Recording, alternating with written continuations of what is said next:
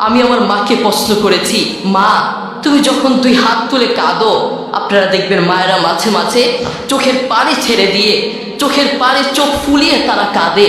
আমি আমার মাকে প্রশ্ন করেছি, মা তুমি যখন দোয়া করো তখন তুমি বলো তুমি সবার আগে কার জন্য দোয়া করো? সেই মা কি বললেন জানেন? সেই মা কি উত্তর দিলেন জানেন? আরে বাপ, তুই জানতে চাস আমি যখন দোয়া করি, আমি যখন দুই হাত তুলে দোয়া করি, আমি আমার রোগের কথা ভুলে যাই, আমি আমার সমস্যার কথা ভুলে যাই, আমি সবার কথা ভুলে গিয়ে আমি যখন দোয়া করি আগে তোর জন্য দোয়া করি, আমার সন্তানের জন্য দোয়া করি। আল্লাহু আকবার। দেখেছেন মায়ের প্রতি আমাদের কোনো ভালোবাসা নেই। মুহাম্মদ সাল্লাল্লাহু আলাইহি ওয়াসাল্লাম একবার ওমর রাদিয়াল্লাহু তাআলা আনহুকে ডেকে বললেন, শোনো ওমর, হজ করতে ওয়াইস কারনী নামক একজন ব্যক্তি আসবে, তুমি তার কাছে দোয়া চেও। ওমর তার কাছে দোয়া চাইলে আল্লাহ তোমাকে, তার কাছে দোয়া চাইলে দোয়া কবুল হয়ে যায়। ওমর রাদিয়াল্লাহু তাআলা আনহুর মতো এত সম্মানিত একজন সাহাবীকে বললেন ওয়াইস কারনীর কাছে দোয়া চাইতে। তার কারণ কি জানেন? তার কারণ হচ্ছে ওয়াইস কারনী মায়ের খেদমত করতে করতে, মাকে সম্মান করতে করতে, মায়ের দোয়া নিতে নিতে এমন পর্যায়ে চলে গেছে আল্লাহ দুনিয়াতেই তাকে সম্মান দান করেছেন। আল্লাহু আকবার। দেখেছেন, এই জন্য ওমরের মতো সাহাবীকে বললেন ওয়াইস কারনীর কাছে দোয়া চাইতে। করোনা হওয়ার পরে, করোনার কথা মনে আছে? করোনা হওয়ার পরে আপনারা দেখেছেন বন্ধুর কাছে যায় নাই, প্রতিবেশী আরেক প্রতিবেশীর কাছে যায় নাই, স্বামী স্ত্রীর কাছে যায় নাই। করোনা হওয়ার পরে বন্ধুর কাছে যায় নাই, বান্ধবীর কাছে যায় নাই, এক বন্ধু আরেক বন্ধুর কাছে যায় নাই, প্রতিবেশীর কাছে যায় নাই। কিন্তু এখন এই ইতিহাসের পাতা খুললে দেখা যায়, এখন এই ইতিহাস সাক্ষী আছে, মা তার ছেলেকে কাঁধে করে হাসপাতালে নিয়েছে। করোনা হওয়ার পরে বাবা তার ছেলেকে কাঁধে করে হাসপাতালে নিয়েছে। এখন এই ইতিহাস সাক্ষী আছে, করোনা হওয়ার পরে মা তার ছেলেকে চুমু খেয়েছে। করোনা হওয়ার পরে বাবা তার ছেলের পাশে সারা রাত ছিল, ঠিক কিনা? একদিন আব্দুল্লাহ ইবনে ওমর রাদিয়াল্লাহু তাআলা আনহু কাবার পাশে দাঁড়িয়েছিলেন। তিনি দেখলেন একজন যুবক তার মাকে কাঁধে করে করে তাওয়াফ করাচ্ছে। আব্দুল্লাহ ইবনে ওমর রাদিয়াল্লাহু তাআলা আনহু তার দিকে তাকিয়ে থাকলেন। এরপর যুবকটি আব্দুল্লাহ ইবনে ওমর রাদিয়াল্লাহু তাআলা আনহুর কাছে এসে বললেন, আমি কয়েকটা বছর এভাবে আমি আমার মাকে কাঁধে করে বেড়াই, আমি আমার মাকে বাথরুমে নিয়ে যাই কাঁধে করে, আমি আমার মাকে খাওয়াতে নিয়ে যাই কাঁধে করে, প্রত্যেকটা জায়গায় আমি আমার মাকে এভাবে কাঁধে করে নিয়ে যাই। আপনি বলুন, আপনার কাছে আমার প্রশ্ন, আমি কি আমার মায়ের হক আদায় করতে পেরেছি? আমি কি আমার মায়ের হক আদায় করতে পেরেছি? আব্দুল্লাহ ইবনে ওমর রাদিয়াল্লাহু তাআলা আনহু কি বললেন জানেন? তোমার মা তোমাকে জন্ম দেওয়ার সময় কয়েক হাজার কষ্টের নিঃশ্বাস ছেড়েছে। তুমি যদি সেই কয়েক হাজার কষ্টের নিঃশ্বাস থেকে একটি কষ্টের নিঃশ্বাসের হক আদায় করার জন্য কিয়ামত পর্যন্ত তোমার মাকে এভাবে কাঁধে করে বয়ে বেড়াও, কিয়ামত পর্যন্ত একটা কষ্টের নিঃশ্বাসের হক আদায় করতে পারবে না। আল্লাহু আকবার। এই পৃথিবীতে আমাদের সবচেয়ে আপন এবং কাছের মানুষ কি? আমাদের মা এবং বাবা। তাদের চেয়ে আপনজন আর কেউ নেই। আমাদের উচিত তাদের সাথে সুন্দর ব্যবহার করা, তাদের সাথে সুন্দর আচরণ করা। বন্ধু, আমি তোমাকে বলতে চাই, সবসময় মায়ের পাশে থাকার চেষ্টা করবা, মায়ের খেদমত করার চেষ্টা করবা, মাকে সহযোগিতা করার চেষ্টা করবা। কখনো একটা কাজ করবা না, সেই কাজটা কি? সেই কাজটা হচ্ছে কখনো মায়ের বদদোয়া নেওয়ার চেষ্টা করবা না। বন্ধু মনে রেখো, দোস্ত মনে রেখো, মায়ের বদদোয়া নিয়েছো মানে তোমার পুরো লাইফ নষ্ট হয়ে যাবে, পুরো জীবন নষ্ট হয়ে যাবে।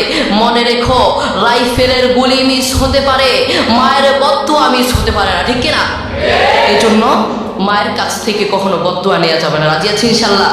আমরা কখনো মায়ের কাছ থেকে বদদোয়া নিব না, সবসময় দোয়া নেওয়ার চেষ্টা করব। তুমি যদি মায়ের কাছ থেকে দোয়া নাও, আল্লাহ সুবহানাহু ওয়া তাআলা তোমাকে দুনিয়াতেই আল্লাহর দয়ায় সম্মানিত করে ফেলবেন। এই জন্য ওমরের মতো সাহাবীকে বললেন ওয়াইস কারনীর কাছে দোয়া চাইতে। এই জন্য আমরা মায়ের দোয়া নিব, মায়ের সাথে সুন্দর আচরণ করবো। রাজি আছি ইনশাল্লাহ?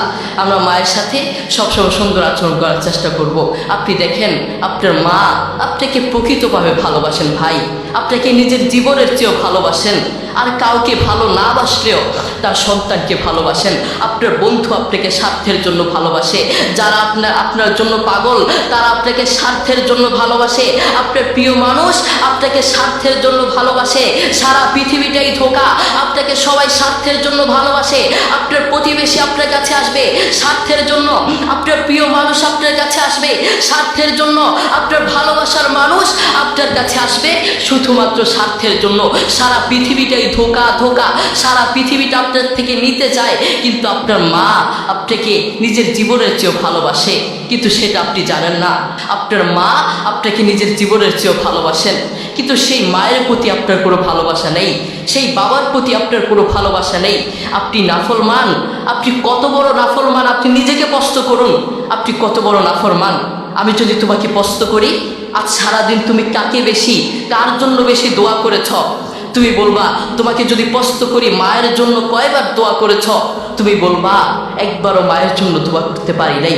আমি যদি তোমাকে প্রশ্ন করি আজ সারাদিন কয়বার, আজ একটা মাস চলে গিয়েছে, যারা মা আছেন বাবা আছেন আপনাদের সন্তানদেরকে ডেকে প্রশ্ন করবেন, বাবা আজ তো একটা মাস চলে গেল, আজ তো একটা বছর চলে গেল, কয়েকটা বছর চলে গেল, তুমি বলো তুমি কার জন্য দোয়া করেছ? তোমার মা আমি আমার জন্য দোয়া করেছ? তোমার বাবা আমি আমার জন্য দোয়া করেছ? সন্তান কি বলবে জানেন? আমি মা দুঃখের বিষয়, আপনার জন্য আমি দোয়া করতে পারি নাই, বাবা আপনার জন্য আমি দোয়া করতে পারি নাই।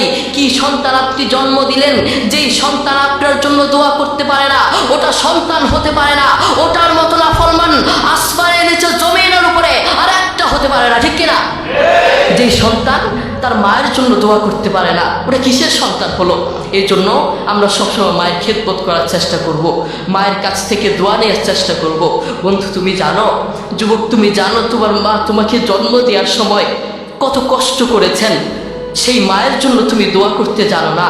আমি আমার মাকে প্রশ্ন করেছি, আমার বাবা আমার দাদুকে প্রশ্ন করেছে, মা তুমি যখন দুই হাত তুলে কাঁদো, আপনারা দেখবেন মায়েরা মাঝে মাঝে চোখের পানি ছেড়ে দিয়ে চোখের পানি চোখ ফুলিয়ে তারা কাঁদে।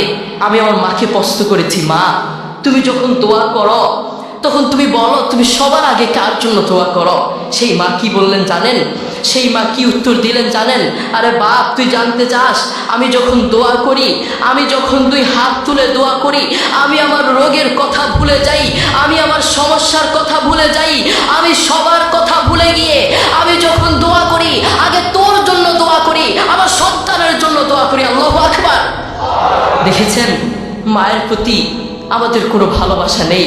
সেই মা আমাদের জন্য দেখেছেন কত কষ্ট করেন, সেই মা আমাদের জন্য সারা রাত দিন রাত 24 ঘন্টা আমাদের জন্য ভাবেন, কিন্তু সেই মায়ের প্রতি আমাদের কোনো ভালোবাসা নেই। আপনার মা আপনাকে জন্ম দেওয়ার সময় কত কষ্ট করেছেন আপনি জানেন? বর্তমান বিজ্ঞানীরা কি বলেছেন? বর্তমান বিজ্ঞানীরা বলেন একজন সুস্থ মানুষকে, একজন জীবন্ত মানুষের হাত পা ধরে ভেঙে দিলে একজন জীবন্ত মানুষ যতটুকু কষ্ট পায় একজন মা তার চেয়েও বেশি কষ্ট পায় তার সন্তানকে জন্ম দেওয়ার সময়। আল্লাহু আকবার।